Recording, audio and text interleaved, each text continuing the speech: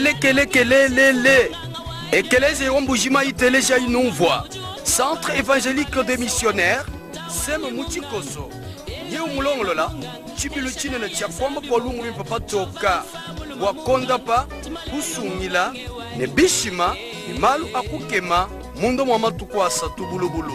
Toi déjà, Mudia Matuku Atanu. Angondo Wajiku Minumwa. Doni Mudia Matuku Manamuteketa.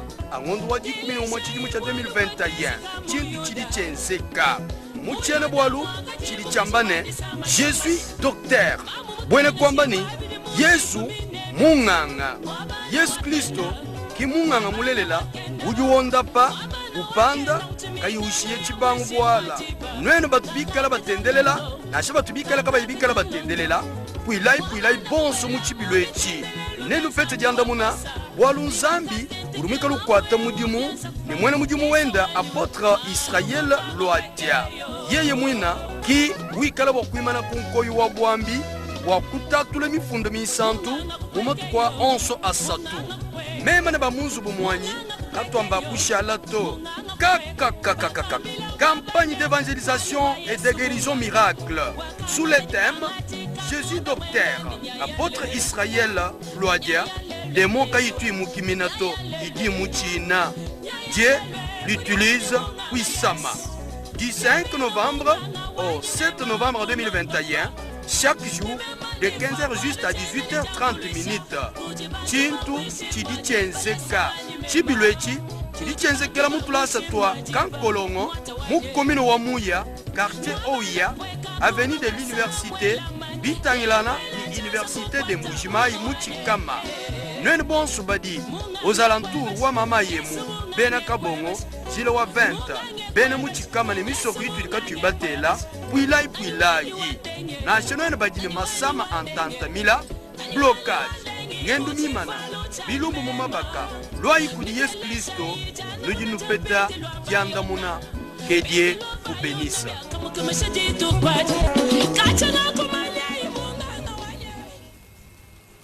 Voilà, bonsoir et bienvenue téléspectatrices, téléspectateurs de la radio Télé Pacifique. C'est pour nous un réel plaisir, une fierté de vous retrouver encore dans le cadre de l'espace SEM que vous avez connu quelques temps sous les antennes.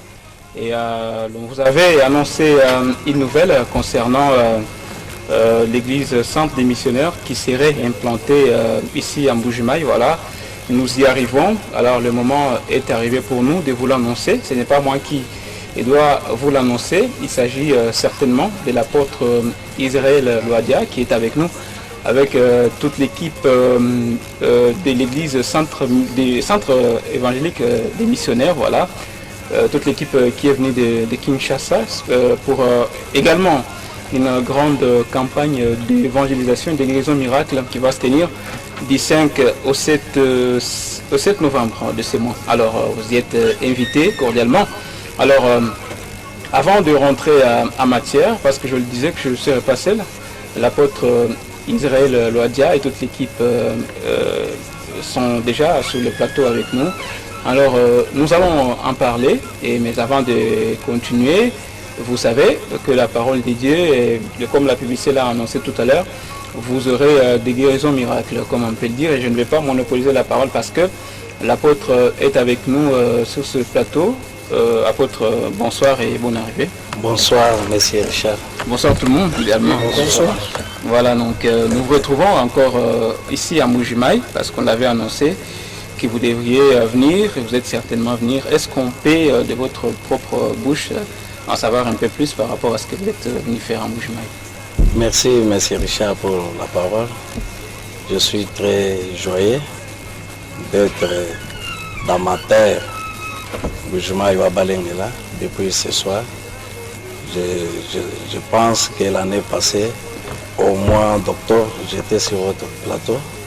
On avait planifié que l'année 2021, il y aura sortie officielle de l'église Centre évangélique des missionnaires ici en Mbujimaï. Dieu a permis que cela soit une réalité. C'est pourquoi nous avons un grand événement, une grande campagne d'évangélisation qui va se tenir du 5 au 7 au niveau de Chikama, en face de l'université de Mbujimaï, à la sainte de l'école Grand Colombo, Wabondo. Voilà. Alors, pourquoi avez-vous choisi seulement ces mois et pourquoi vous voulez implanter une église et que vous avez choisi de le faire par une campagne d'évangélisation?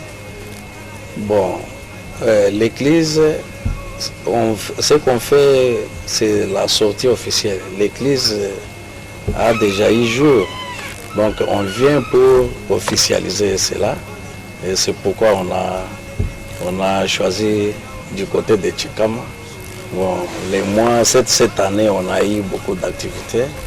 Donc, comme c'était prévu que l'année 2021, qu'on ait ouverture officielle de l'église en Mbuji-Mayi, c'est pourquoi on les fait même à la fin de l'année. Bon, avant de continuer avec d'autres questions, il y a beaucoup de gens qui vous accompagnent sur les plateaux. Pouvez-vous les présenter pour la circonstance? Oui, c'est un grand événement. Je suis accompagné d'une délégation de Kinshasa et Lubumbashi parce que vous savez, l'église, notre église se trouve aussi à Lubumbashi et au Congo central et à Bandundu. Nous avons derrière moi, il y a le coordonnateur de l'église SEM pour les Grands Katanga, pasteur Jacques Luboya. Nous avons aussi le secrétaire général de l'église, pasteur André Gide Chubam Wakabanda. Ici, c'est mon représentant de Mbuji-Mayi, c'est lui qui nous a invités, c'est lui qui a organisé la manifestation, pasteur John Caleb, que je félicite pour le grand travail abattu. J'ai mon collègue Mathieu qui me soutient aussi dans le ministère. Il est là, c'est un agent de l'OCC. Voilà, là on a compris. C'est toute l'équipe qui vous accompagne, la délégation. Alors,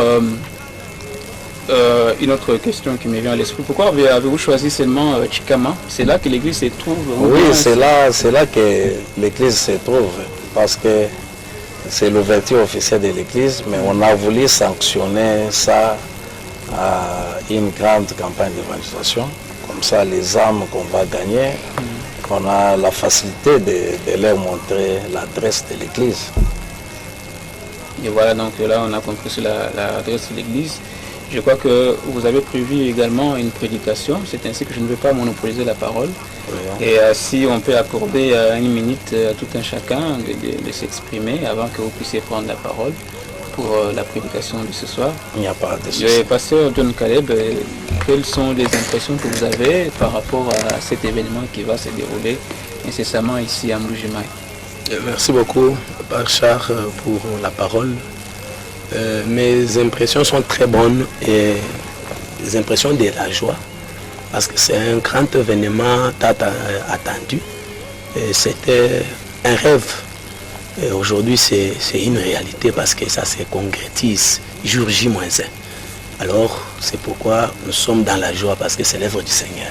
Voilà, vous êtes dans la joie, c'est-à-dire que vous avez déjà mobilisé, j'y arrive, un bon nombre de personnes qui vont donc constituer l'église de Mbuji-Mayi, si je ne m'abuse. Certainement, pourquoi pas ne pas les faire. Nous avons mobilisé et nous sommes en train de mobiliser.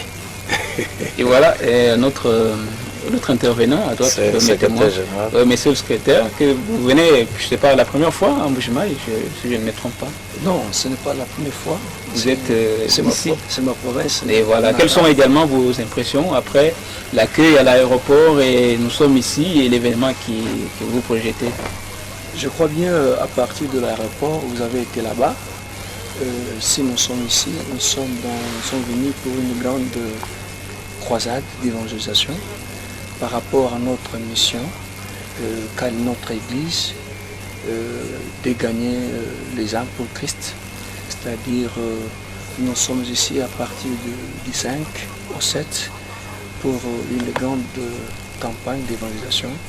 Donc, j'en profite pour inviter tous nos bien-aimés qui nous suivent présentement de là ou de près, de pouvoir se présenter à cette grande croisade. Oui, papa. Monsieur le coordonnateur, si vous permettez que je vous appelle ainsi, merci vous avez beaucoup. également une impression par rapport à tout ça? Moi, je suis très ravi d'être ici à Mbuji-Mayi. Je suis aussi fils du territoire. J'ai grandi à Mbuji-Mayi, mais nous sommes à Lubumbashi, et précisément dans le district de Kassi, là où nous travaillons. Et quand nous sommes arrivés ici, c'est pour soutenir l'œuvre de Dieu. Et je sais que le Dieu de Papa Israël Ouadja, il va faire de grandes choses à Mbuji-Mayi parce que je suis sûr de lui. Je dis ce qu'il a fait à Likasi. Seulement dans cette année, au mois de janvier, c'était le 15 au 17, il était à Likasi. Il a fait aussi une grande croisade comme ce qu'on va passer ici à Mbuji-Mayi. Dieu a fait beaucoup de miracles avec lui, voire même à Lubumbashi, à Katuba, Kenya. Il a fait encore de grandes prodiges avec son Dieu. En tout cas, nous sommes là pour soutenir cette œuvre et je suis très content. Merci. Merci beaucoup. Papa, vous pouvez aussi, pour ne pas discriminer, hein, voilà tout le monde qui est sur les plateaux. Non, moi je suis fier de ça, c'est l'œuvre de Dieu. Aujourd'hui en tout cas, je suis flatté. Et comme l'apôtre Loadia est venu en Mbuji-Mayi pour annoncer l'évangile qui prêche Jésus-Christ, il est le docteur. J'appelle tous les enfants de Dieu qui sont en Mbuji-Mayi, à Chikama, dans toutes les communes, toutes les 5 communes, qui puissent venir le vendredi, le samedi et le 7 pour écouter la parole de Dieu qui guérit, la parole de Dieu qui délivre. En tout cas, je suis flatté et je soutiens l'œuvre de Dieu. Voilà, merci beaucoup. Voilà, apôtre, avant de vous accorder la parole pour la prédication, pourquoi avez-vous choisi le thème Jésus docteur? Quel est l'essentiel de ce thème? Monsieur Richard, vous êtes pressé. Là, on va dévoiler ça durant les 3 jours. Ok, merci beaucoup. Merci. Alors, avant de continuer, nous allons demander à notre ingénieur de nous balancer d'abord le spot publicitaire qui annonce la manifestation, et ensuite l'apôtre va prendre la parole pour s'adresser au peuple de Dieu de la ville de Mbuji-Mayi. Voilà, donc on ne vient pas pour essayer, venez pour palper la parole de Dieu et tout ce qui va s'y passer. Alors on prend d'abord ce spot et puis l'apôtre va s'adresser donc au peuple de Dieu de la ville de Mbuji-Mayi.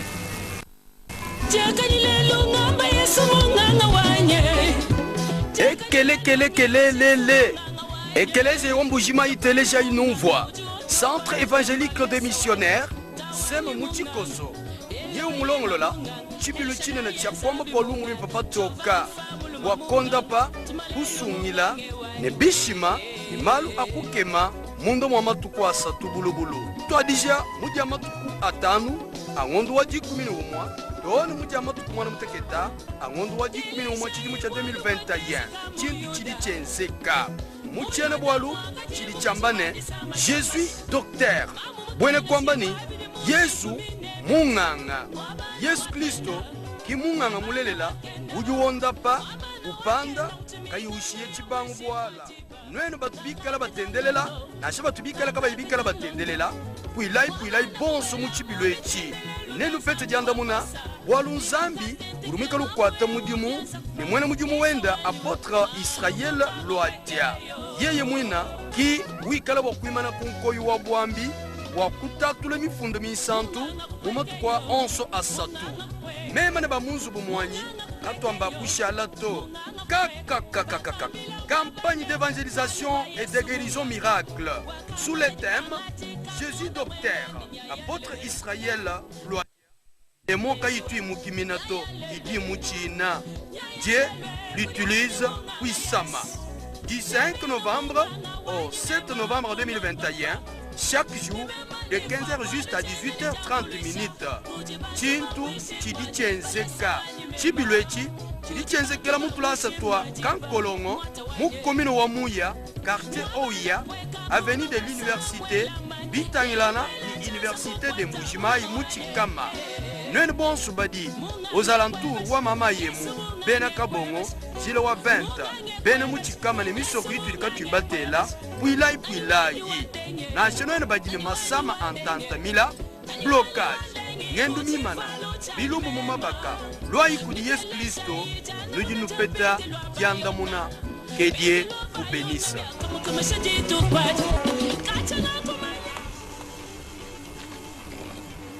mbote mingi na balandi na biso nyonso ya radio télévision Airtop. Moi kudi balondi bonso ba bisanji bya Airtop. Totondisa mila esengo mingi na poko ya lelo. Tudi kozala bula liboso na bino pe kozala na engumba ya Mbujimai. tudi bula jilo lwedi ni disanga wakuikala hamonenu nikukala kabidi mubulaba ani musoko eu wa Mbujimai.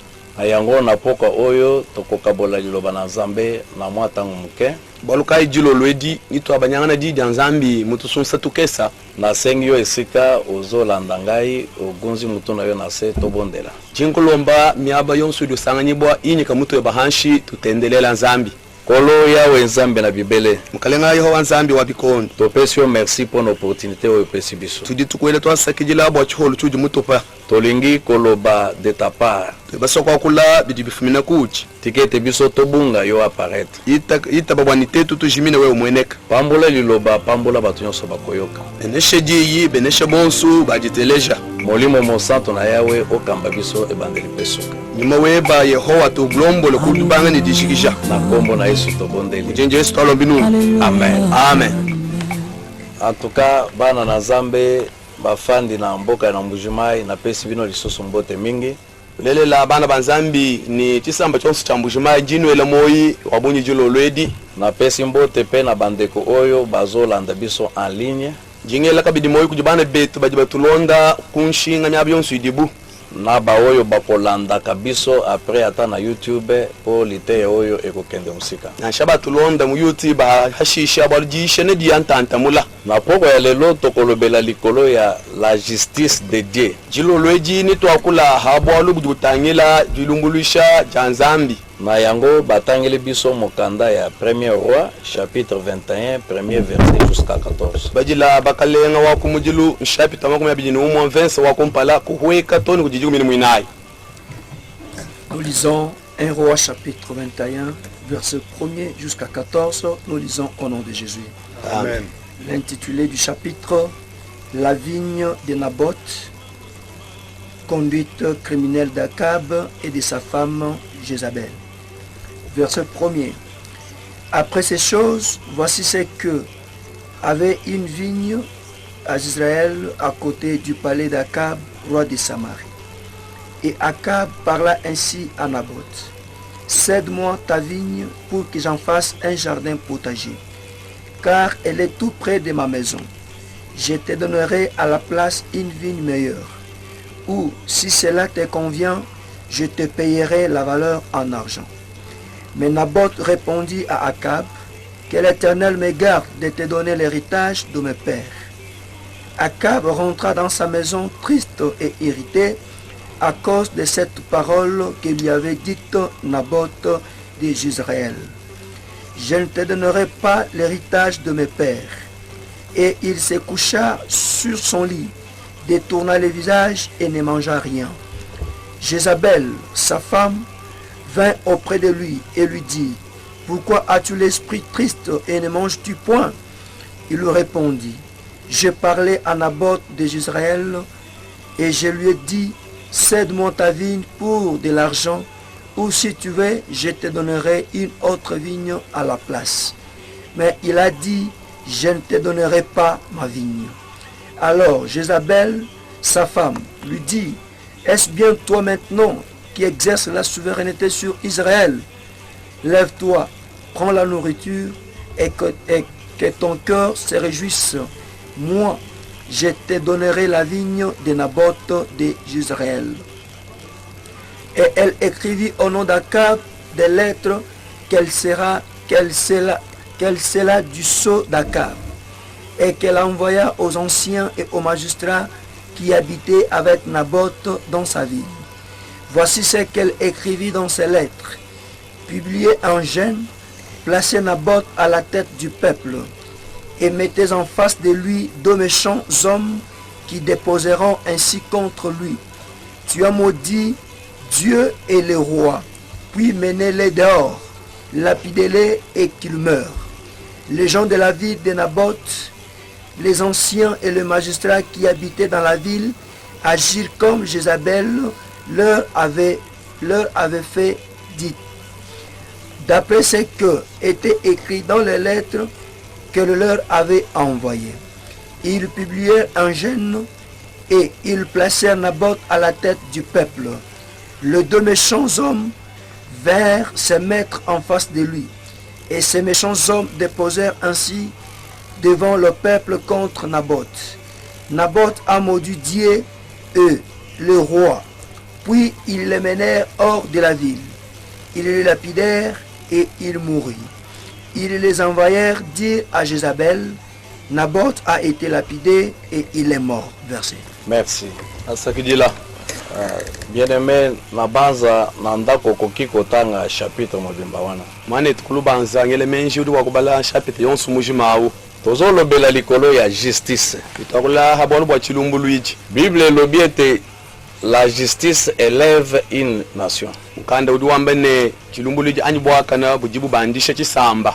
Yango nazosepela pe na mboka na biso na bakonzi ya mikolo oyo bazolobela likolo ya état de droit. Baluka nji nsanga ni balomboji betu bachikondo echi baje bakuila ha chilumbu chitangila malu a mukala kulama mikenja ni kuyitumikila mu musoko. Bien-aimé, kozanga justice na mboka yango nde ezomema biso na libulu, yango nde ezomema biso na pasi. Ana betu kuhangila kwa chilumbulu chiyaka na mu musoko kujiko tutwala mu china ni kujiko tutwala mu lutatu. Lelo mabota ebele ezolela pona justice, bamboka ebele ezolela pona justice. Elume ku abunyi ajilakana bwabwakana anyi ajilakana bwa chilumbuliji ni misoko ya bunyi idi mulutatu bwabwalo yepo. Yango nazali koyebisa yo moto zolandanga na poko ya lelo ete justice oyo ya mokili ezali justice moko corrompu, ezali justice moko ya deux poids deux mesures, mais justice malamu eza epai na Nzambe. Akunjinga ambiri wejutu londe jilolwe jine.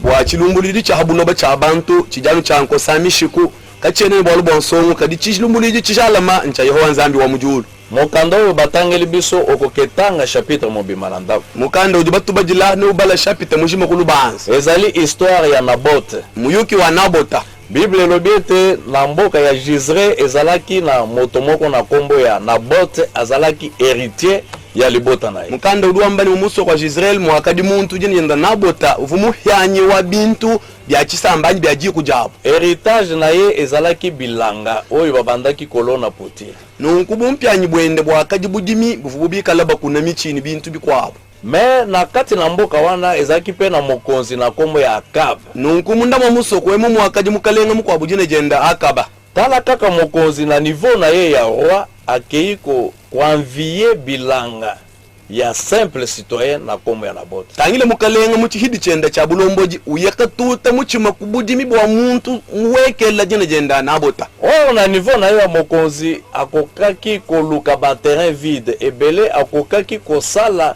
na bisika mususu ba projet oyo alingaki asa na bilanga ya Naboth mais te ye motema na ye eluli kaka bilanga ya Naboth akei ko proposer que non tekela ngai mabele na yo yo somba place mususu. Kadifende muchifidi chenda cha bumfumu echi uvuni bukokeshi bwa kukeba bifafu bivuka bini bintu kudima kukuna bivukeba kadi ujulekela uyaka tuchile moyo kwechi chikese cha muntu muhekela wamani nshile budimi bweba ndimuso kukuna bintu bingi mujinga ba kukuna. Metango ayebisi Naboth alobi te nakoki kosede héritage ya bapara nanga te. Donc c'est pour dire que Naboth azalaki propriétaire te azalaki kaka moko ya héritier lokola responsable ya héritier. Et puis na Israël mabele bandaki koteka yango te. Nunko ajuambila Naboth kimuita batu aminito chene bwa kukuhesha bumpyanyi bwa bankambo banyito nkumvika ni yeye kavumwene bula batu uvuende munkati mwa bampyanyi ni mwizalela kaba vuba kwa chintu bula bumpyanyi kubuhanyisha to.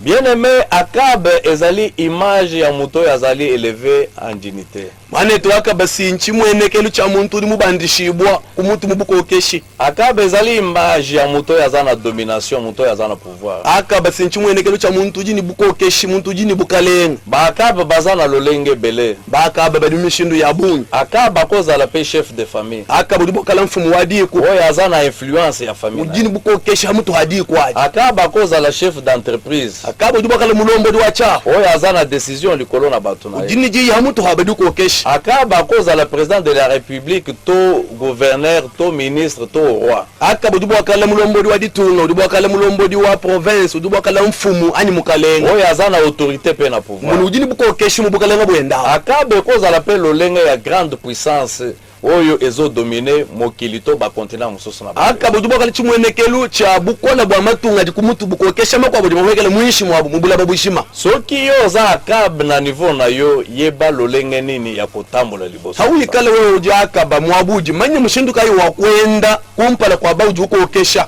oete bato ebele babizaka na influence na bango babizaka na pouvoir na bango lokola naza na position ya boye lokola naza mokonzi tomoni yango na deuxième république mokonzi soki amoni mwasi ya moto lokola ya aza mokonzi aza na kapasité ya kozwa mwasi ya moto ya kobotola mutuka ya moto ya kobotola lopango ya moto pona nini pwete aza na basoda sima na ye aza na pouvoir aza na makasi pona ye justice ezolobele tudi bamone nyande ya kanya umyenze kamubukalenga buibidi buhita bumudi mukokeshi ni bukola bonso udukumbana kumana mukaji wa muntu hiti ye kumunyenga kubukola mashinyi ye kunyenga bulaba bwaluji nibokoshika kuvu bwa kumwenzela bwaluto bwali ujibu akaba nibukokesha mutu habantu abo na bote ezali image ya mutu oyo azali na eloko héritier mais aza na position de faiblesse kadi pinje na bota sinchimwenekelo cha muntu ujini bumpyanyi kadi muikala kayini bukola kayini makanda to buhwekela na bote ekozala mwana etike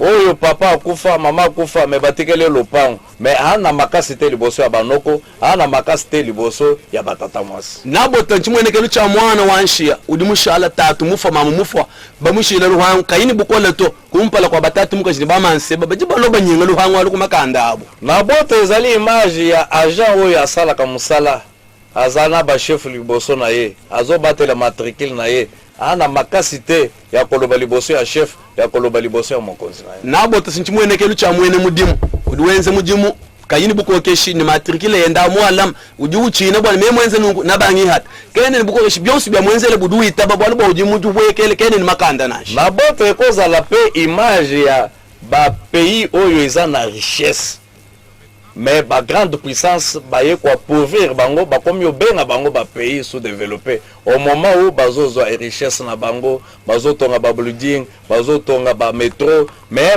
bango oyo bazana minéralité ba komi grande puissance bazobenga ba pays oyo eza na richesse bazobenga bango ba pays sous-développé pona nini aza na bot aza faible ana makasite na bota sinchimwenekelo cha matunga ajimikala kayini bukola kajimikala ni mabanshi kadi matunga dimane najibu wakulwa kubanyenga mabanshi kwanga te kuyekenze na bunzu buminene kwenze bintu bya bunyi kadi kulo kubatojine ni matunga ajima wekele kayimu wakutanta to byonso binchi mabanshi bangata bwalu boy bo mudibikala bo mudi akaba bo bunabo tabawekele babanyenga bintu abi bayanabi esike justice ezate moto oyo akozala na raison mais soki aza faible akoperdre raison na ye po ete justice ya solo ezate mwabudi chilumbulu di chishala makachiko nanshe muntu mwikala mukabingila yeye mubinga kajibumudi kako chilumbulu chaka na to bajibu akumunyenga bintu yeye kuhanga chadenza bwalu bwa kene ni bukola oko mwana trésor ake azwi libanga na ye azana libanga na ye mais omoni mutu moko abimi boye lokola azana pouvoir lokola azana makasi abotoli libanga mais libanga na yete kolo libanga tikali pauvre babotoli pona nini po justice ezate na bota simwenze buki reserve ya mwetu umbulambongo hetaji amajende jibojine no ulwanaje umone mukwa bumuntu ulo henda mwababu mudini bukola unyenga ani wangata kumakanda uya uheta mfrang shala mulanda kimujibwalo bwana bota combien ya ba procès ya bandako oyo batolelo bazotambola bazana bisika ya kolala te ben po général moko abotoli lopango chef moko abotoli mutuka abotoli lopango ake na justice lokola ye aza faible lokola ye ayebani te ana influence te babotoli bunyi kayibo abantu lelo bajindi mpango minyenga mikanda mishala ku parke bamunyengo di général colonel mwenze byonso babanda bawe ku parke bumudika yini bukola to mushala kayini mwabo wajilala ni bana to banyenga luhangu kuja akaba bible lobi akaba kei po anekosena na bot ayebisete non jamais na Israël héritage tokoki koteka te nzambe apekisa ngai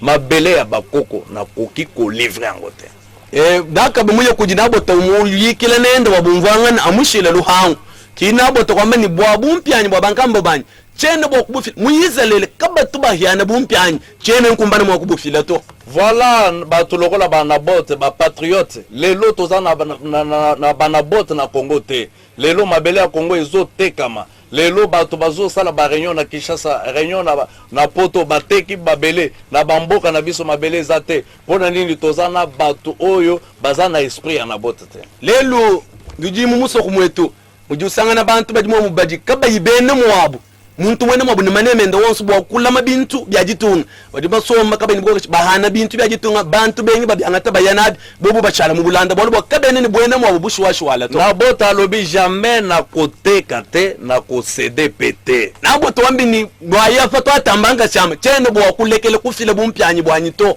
bien aimé ta on a te réalité yo esala kanga passe munanga fantu nganyishe chene bolo chi bitu binsama kumoyi dernièrement na moni na Équateur mumatu mashalanji mumone ku Équateur na territoire moko mu territoire Kampanda bakonzi na niveau ya Kinshasa bakalenga ba kumutu mu chisansi bateki mabele na ba chinois upane bula baba bashiku di ba chinois bakei babengani ba villageois ba chinois Afrika ikuihata bene muso bandi ko sala ba bois ba grime ya ba bois babanga kwende kukose michi muchana na bayanayi mais ba villageois ba sutuki boye mabele ezaki ya bango ya bango te pona nini na boto moko boye irresponsable ateki mabele azwi mbongo atiki bango na niveau na bango na pasi ba école eza na Équateur wana ezanga baba mais mabaya banzete na bango ezokende ba crime bazo sala ba meuble na ba poto kuna mais mboka etekami pona nini toza na ba vrai patriote te bana boto oyo bakoki ko défendre pona mabele na nkuche senze kanchinyi mbanga tabula ba kumuntu mko wabuhenda na bota muweke kwambula kufanyisha kayini lungenyi bashinwa balu bakadi benza mabaya bambula bayanawo kwekwa tera tulasa katu ibibasa bantu obo bangate bintu bayanabi bwachini bolu botujini bantu baji kabayini bwene mwa bushwashwala bwa kuimanyina mabanji abu bumpyani kubenga bwa kubuhesha bantu to babilekela biyana kwa chana yele mezala na bote ya solo munangi boyikala na bote mulelela tozo mwana ngo ata na bakolwezi na bakare minier bazo benga na batu bazo timbola ba minere meme awa na baboya awa ozo mwana ba société ezo kende wana bazozwa diama mais te peuple oyo ya isika bozwi ezolongwa école ezate maternité ezate dispensaire ezate mais mabele etekanga odimu mwana bwalo budi bwense ko mukolwezi likasini misoko mikwabo na nshe kuboyeko umona société ijibwela yumbula yangata mabo yanayi minere biya kadibene mu musoko wa mubashala an mu Bulanda kamu yitulasa kamu yi centre de santé kamu yina nche maternité amsonguto bahanyishe kujibana bota menga nazo sepelana na boto oyo ya Gisre aboyi alobi soki kokufa na kokufa mabele ya bakoko na koteka njintamba kusanga ni nabota wa Israeli juamba ni bwa bumpyanyi bwa bankambo banyi chena mpya mpana to nimbwa kufo njimfwa kadi bwa bumpyanyi chena panyisha tango ya aboyi epesi mokozi akaba pass haju benga byakayeshe mukalenga kabaluta tu ake na ndako na ye aboyi kolia aboyi komela uya kulubanza kubenga kuje kubenga kun mwasi na ye Isabelle mwasi mabe mukajende Isabelle mukajimubi Isabelle ezali image ya ba collaborateur oyo bazaka pembe na bakonzi Isabelle muchileze lucha balu bantu batuba kwate muji mukulu sekalo wa mukalenga akoza la conseiller dubaka mufidi wa akoza la directeur ya cabinet akoza la talako ya mokonzi dubaka na shi muntu mutegemene wa ezana ba collaborateur ebele bazo induire bakonzi en erreur na fonction ya pouvoir na kuji bantu baji batsomba ikumbe kwa mukalenga betu batwala bakalenga babunyi mubilema mumibelu ni mumalume beji bobambila Isabelle ayebisete yo mokonzi mobimba Isabelle jumwambile ni wewe mukalenga mushima munene ya pamba oyo apimele yo mabele umuntu afetu wewe ukuphala bulaba yo fandalia mela somba jakunwako ngai na kosokipe na meme njimo nangana nende Isabelle ake koluka ba magistrat ya lokuta Isabelle kuyeka ke balumbulishi ba jishima ake koluka ba avocat ya lokuta ke balumbuliji ba bantu ba mafi ayibiso ya mobali na ele kulu kuiba pinjo chitampi cha mulu wewe asali mukanda ufunda mukanda atindi na ba province nyonso utuma mukanda mu province yonso alobi bokanga na bot amani kwata ina bot afingi nzambe uhenda nzambi afingi mokonzi uhende mukalenga bo publier jeune noela yuko kujitu ja kushila bya didya bo tia liboso ya bato mute rompela kwa bantu bo beta ye mabanga akufa ne mabo afwa après toboto la ye hashisha tunyenga bulaba bwenda bien aimé mboka oyo ezanga justice ezali mboka te mukalenga musoko di muhanga mwanetu musoko di muhanga chilunguliji chilele laki musoko surtout na Congo awa tozana ba victime ebele oyo bapango na bango ekenda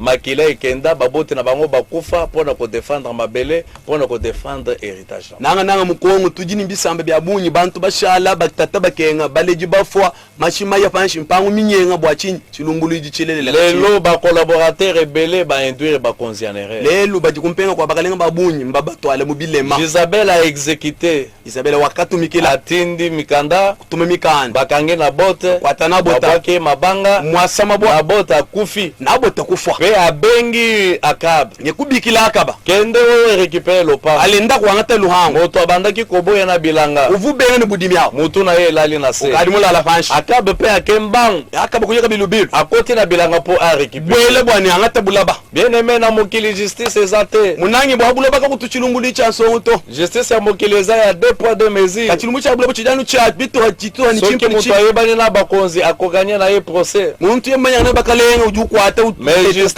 ya solo ezali epai na Yesu kajichilumbuli chilele chiduku di Yesu Kristo kujulu lobi na tango Akaba aza na bilanga ya Nabot kama ni chikoni chidi Akaba mubudimi bwa Nabot Zambe atelemisi mosana ye Eli Zambi kumekisha mwende Elia alobi kende mbangu na bilanga ya Nabot ninda kulubiri murimbo wa Nabot yebisa Akaba ambila Akaba eta azali assassin bwani yeye mushifi azali moyibi mwizi lokola abomi Nabot budi mushiba ya Nabot esika makila na Nabot ezali budi mashia Nabot yepe makila na yeba kolembo lango na mbona waba mashienda mbone yilaka yo Akaba we Akaba oyo zo boto la bapango ya ba ujunyenga mpango ya ba zo boto la basi ya ba unyenga baka shibaba ozo bebisa misala ya ba unyanga midimu ya bantu ata mokili awa oganye na yo procès na chabule ba kadi mukwate mutu mu bilumbu justice ya Nzambe ezali manye ni bwa kujulu yo zo lona okoboka ya yujo uko na habulaba na ubihola amen amen amen Bible lobi mukanda duamba Eli a telemi lokola un vrai prophète Eli ekwimale mu prophète mulelele abangi Akab te ki muchina Akaba to ayebisi Akab kwambile ya Akab Zambe asiliki na eloko osali Zambi mufika chinchi bwa chudu mwe ozali moyibi ujumuifi ozali assassin ujumushifi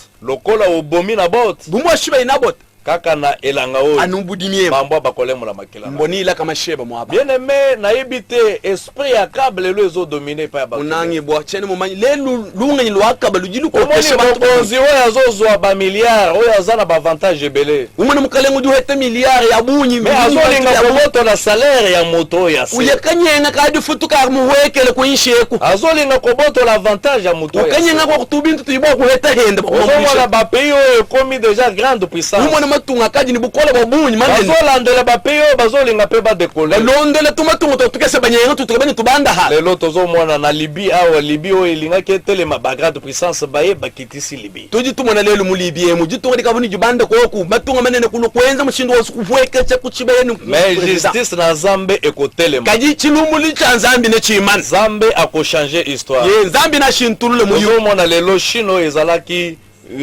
esclave ya Japon lelo Chine akomi grande udungona lelo Chine vumuheka wa Japon hakadi kumuto ni bukola babunyi Akabe abomi na bot Akaba kushibeye na bot kanda na Nzambe ko ilikolo ya Akaba chinji cha Nzambi kukumuke kuhweka muto Akaba Akaba mikitisi alele pa na Nzambe Akaba kujiwekesha kujila kudi Nzambi bien aimé nazo exhorter yo keba na kosala mabe munanga nyingu kankamika jimuka ni kwenza mianda mibi lifuti ya mabe ezalika kaliwa jifutu ja bubi ndufu bien que asenga kimawa na Nzambe chemo kalomba ilusa kudi Nzambi Nzambe alobi na ko na nani ba mabe oyo na prononcer pona ye ekolanda bana na ye kinzambi kwamba nikajibu amaluma byanyi vumwamba bwa bwalu bweba kako kulonde to kadi mundela nyeba ni amwene un jour Nzambe afandi atali alobite na kotika likambo ya Akaba Nzambi kutangile kwamba ni to bwa bwalu bwa Akaba chena mbulekele to bien aimé kosala ka mabete munanga kwenji bubito tout se peut ici bas yo subiji foto habulaba Bible lobi Nzambe a créé bitumba pour être a éliminer Akaba na bitumba mukandu jamani Nzambi wakafuka mvita anubwana bakashibe yakaba mu mvita Akabe zokande azaki na ba prophète na ya palais Akaba wakajini ba prophète benda ba munzu buwenda yango lelo nazali ko exhorter bato oyo bazali élevé en dignité njinka nkamika nimpeshe ya mubeli kujaba bajibaba ndishibwa il faut bo consulter basali na Nzambe ya solo nikala inu yakayikela kunukonga bene mujuma Nzambe balele mate basali na Nzambe oyo bazo flatter bino oyo bazo pakola bino mafuta oyo bazo komisa bino kanu yakatamba kunanganu bambi ba mafi bajibanu fita manyi bajibanu ambile prophétie ya mafito soki mosali na Nzambe ayebisi yo vérité obwakisi mwene mujuma Nzambe kwambile bulelela ujumu benga Josaphat ayebisi Akab Josaphat kwambila kapa na bitumba tozo kende mumvite mutu jitu ya ya prophète na yo bazolo bakaka tokolonga prophète yeba ya mafidi ama nituka chimundu toza prophète mususu ya solo azawa te kakwene prophète mulele mwabe utu yoka réponse ya kapa umvo janda mja kapa eza na prophète moko na kombo ya Miche kuji prophète moko abinyi na Mika mais nalingaka ye te tumu munanga tu po ete ye alobaka kaka mabe na boli otu ambanu maloro madibwanyi lelo bakonzi balingi kaka bazala entouré na bajisabel bazala entouré na baprofete ya palais baoyo bazali koyebisa bango makambo oyo ezokomisa lelo bakalenga babunyi bananganu bubikala banyungulukile kuti profete ya mafi ili bambila malo amafi munzu buya bwanyi tango babengi Miche babikila Mika Miche alobi asakoli bosolo epa Mika ulo ekwamba chi profete muchilele kujimukala na profete ya palais babeti ya bajif profete ya munzu kumutaha tupata tango akaba kena bitumba yakabo yemumvita akaba kwei akaba kufa akufi ufa bambwa baye kolembola makila na ye kaka na bilanga ya nabo kibobu kulukula kama shende kujimbwa ani mubulimbo anabota bien aimé na poko ya lelo na lingi na yebiswe ke justice malamu eza epa na zamba mukalenga julo lojiji kwamile chilungu lwidi chelele chijamu chanza ayebite yo za nanga munini chema iweju seka kai est-ce que oza akab ujakaba tolobi takaba moto yaza élevé en dignité twami nakaba muntu yumubandishibwa soki oza chef de famille ubakala mfumo waje okola kaba orphelin ututecha bana bashi okola kabande kuna yo bana ya bande kuna yo batikeli yo ututecha bana bana bene bakoshi soki oza chef d'entreprise hawe kala muko kesho acha ngeni ni otreta kabato baza na se badu wezabu mu mutuba to ala soki pe oza mokonzi na mboka okala mukale wa muso ngeni ni ozo traiter peuple na yo utukwa tabanto bubenzeje soki pe oza chef spirituel na hawe kala uko kesho mwekelezi ngeni ni otreta kabato yo baza sima na yo ndie badikulu sekalo ba utubenzeje ozala lokola akabte kuikadibu akabato wete ata moto akosambisi azate bwana bwaka kwene wa kulumbuluisha mais justice ya solo eza epa na Nzambe Nzambe atelemi pona ko juger yo bikala Nzambe mumana wa kulumbuluisha ekozala pasi lutatu lujiku na poko ya lelo na ye ko exhorter yo lelo ye nyingu kankamika soki oza na bot wewa na bot zala vrai na bot ikala na bot mulelela posséder héritage uleke di bumpi anyi bweba lelo bato ebele bateke héritage abunyi mbahaya na mampi anya bule kende na bamboka terrain ezalaka lisusu uye mumiso kama chibipa pona nini bawe bazali ba responsable batekaki na ba grande puissance bwachini ababa vubu bako keshi bakapana zala na bote ya solo ikala na bote mulelela pona kokufa pona mabele ikala bokufa wabulaba kufa pona yango twakuba bumpi anyi bweba justice na Nzambe ekotele chilumbuli cha Nzambe na chimani tomoni ba Kadhafi bakufa tumona Kadhafi mufu tomoni ba Lumumba bakufa tumona ba Lumumba mbafu tomoni bato minene bakufa bantu bana na bakafa mais histoire na bango esila kadi munyiki wabukimushika lelo yo na bote wewe lelo na bota koteka mabele na yo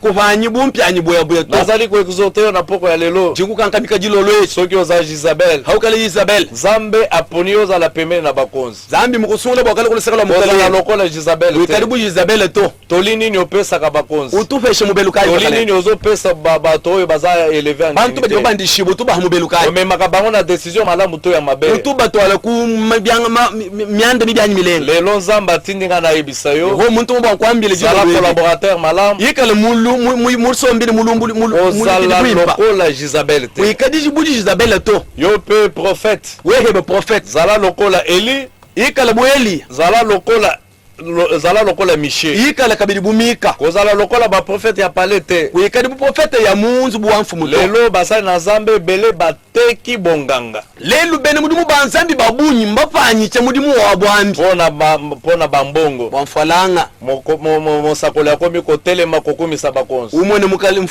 mwambi uimanuka utumbisha bamfumu mosakoli aza incapable ya kuredresser mokonzi umone muyishika ini bukokeshi bwa kuleja mfumu ne haudu mweze mosakoli aza incapable ya koloba vérité liboso ya kayini bukokeshi bwa kwamba bulele kuji mfumu to lelo biso basali na Nzambe lelo tetu benu banzambe toza na devoir ya kuredresser bakonzi oyo Nzambe a élevé na kati na ekolo tudini bukokeshi bwa kumone makukwachisha bene mudimu banye balombo matunga bango na justice ya solo tubatwala muchilumbuli di chilelela vivre état de droit ya solo watu mwana pinge ujitunga ja kutumikila kwa mikeshi dilelela oyo ata mobola ata mwana etike ata muto atanga te aza na droit ya justice mujitunga ja kutumikila mikeshi na mwana wanshi na muntu tuka imulongo na chamuhela umonembo wakwende mumikeshi ni baneme kama neme ndao.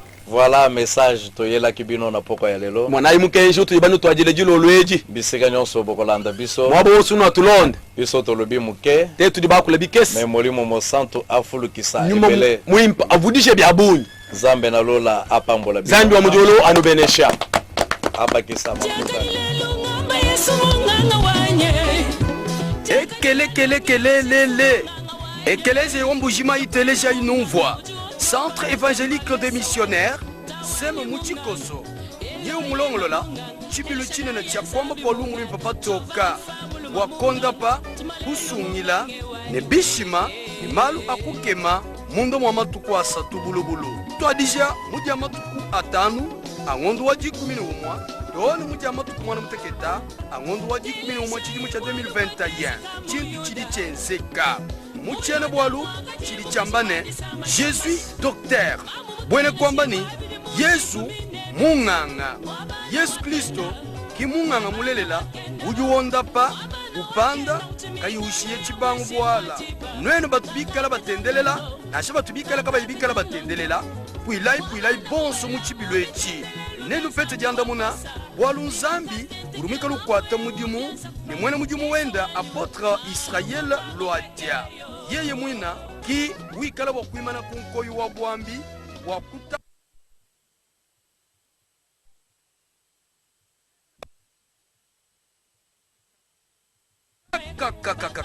campagne d'évangélisation et de guérison miracle sous le thème Jésus docteur, apôtre Israël Loadia, démon Kaitui Mukiminato Idi Muchina.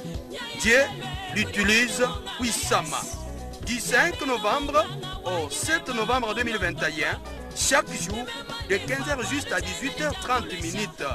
Chintu Chidi Chenzeka Chibiluechi Chidi Chenzekela Mutulasa Toi Kankolongo Mukomino Wamuya quartier Oya avenue de l'université Bitangilana l'université de Mujimai Muchikama.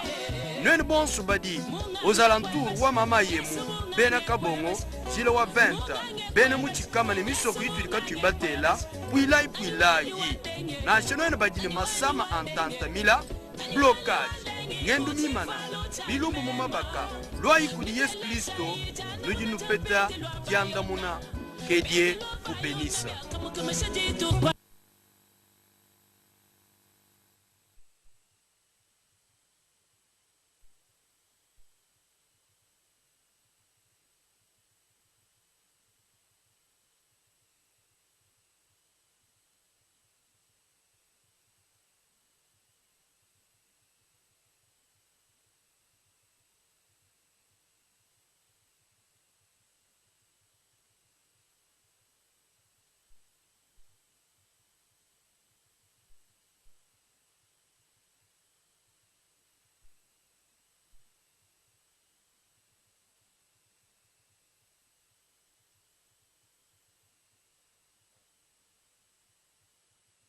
Bana betu ba Mumbujima wa balengela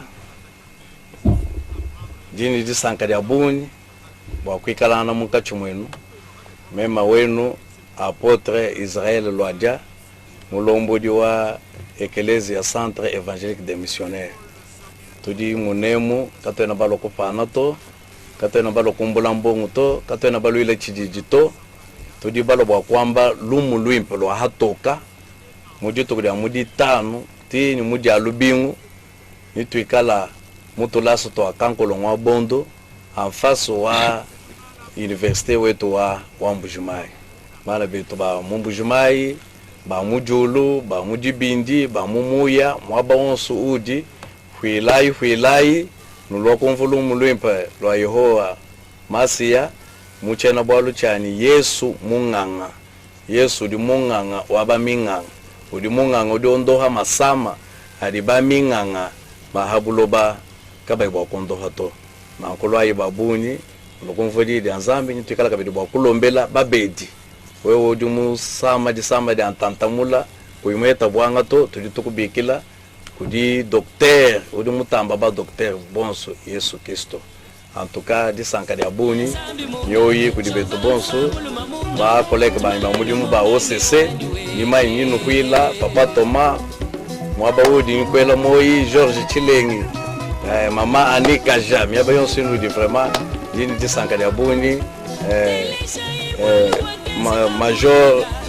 major Gilio mwaba udi vraiment kanu hangi kito vraiment en tout cas gros bisous bana ba Mbujimai. Voilà. Merci beaucoup, messieurs les journalistes. je viens de rejoindre le plateau parce que j'étais aussi en train de faire les directs sur Facebook. Nous n'avons pas beaucoup à dire, si ce n'est que lancer un vibrant message à tous les habitants de la ville de Mbuji-Mayi concernant cette grande campagne d'évangélisation et de guérison miracle qui se tiendra à Chikama. Donc tous les enfants de Dieu de Mbuji-Mayi, plus particulièrement, je vois les anciens de l'Institut Christophe Mpokolo qui sont maintenant des médecins, des économistes, des maîtres avocats, par-ci par-là. Je vous invite à cette grande campagne à Chikama, à l'école Kankolongo. Merci beaucoup. Merci. Voilà les messages. Merci à tout le monde. Merci d'être passé ici. Nous disons également merci à tous les téléspectateurs. C'était l'espace SEM et tout le monde a entendu et le rendez-vous est pris pour le 5. Passez une excellente soirée sur les antennes de la radio Télé Océan Pacifique et à plus tard. Merci.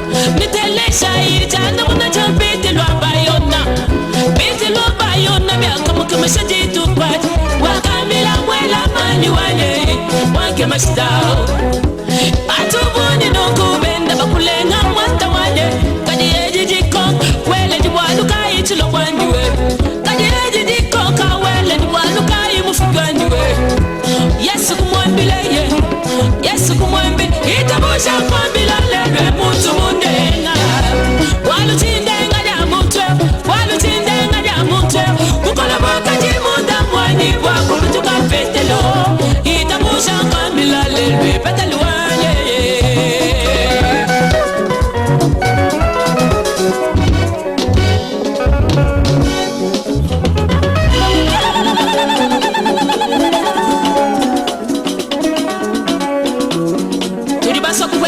Swabutu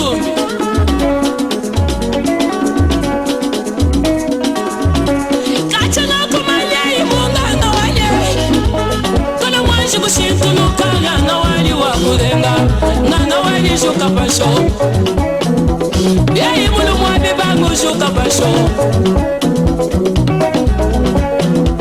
Bale jibani bakante shanshila wa Yesu Nakita wa Yesu ni Bwana Bwana Muluma wakambikule kumashia mushingu Kajilalo ni mweza munyoni wa mukangu shefo Hadi mukangu uchoka utuwaya muchibandabanda Utula mwinu kumawa Zadi yenda iditu kama shishefu wanyu Masala mukangu waliatuka Mwena kwamba ni mukangu watuki mutumbi Masala mukangu butumbi bunyenga sana Mwinu wa mukangu nyo umata mashishefu wanyo Hajibu bakule chena kumbala wakwanda muna Walu mukana mwani mwangu tu kama shi Mema mwanda muna Yesu Utaidi tumbuka Moyo munde uji usamu Zadi yatu kumashi Chena